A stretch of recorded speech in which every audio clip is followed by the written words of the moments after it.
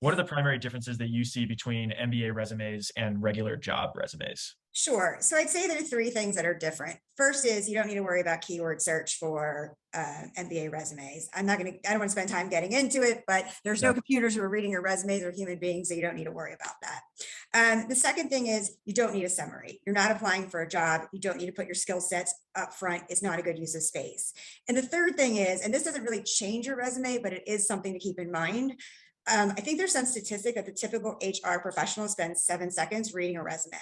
They're actually going to read your entire resume when you send it in. Now, granted, they're going to look at it to see, could this person apply to a job? But they are going to notice that one typo that an HR professional might not notice because they spent 7 seconds on the resume.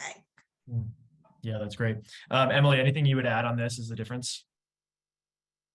Yeah, I would say it should be more storytelling, which seems weird for an MBA resume, but because you have the data forms or the actual application that you fill out to apply to schools, to most of them, you can tell them what your role and responsibility is.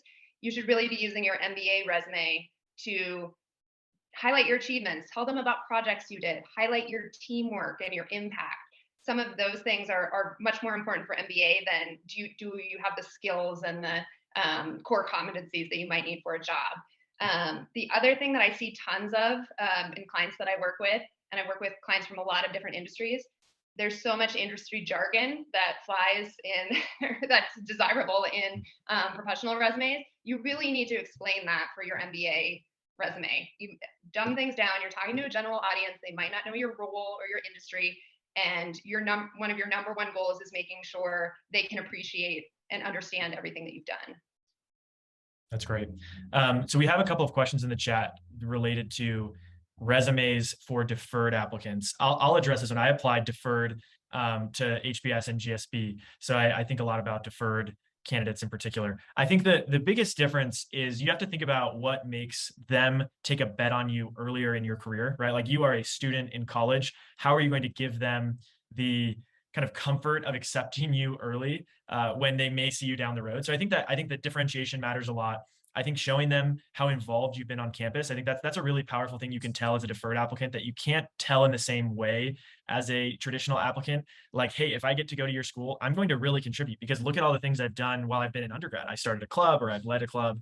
So you can show them, wow, that this person's really been involved. And then I think that the last thing is kind of highlighting in a you have to figure out how to highlight your future experience in an interesting way.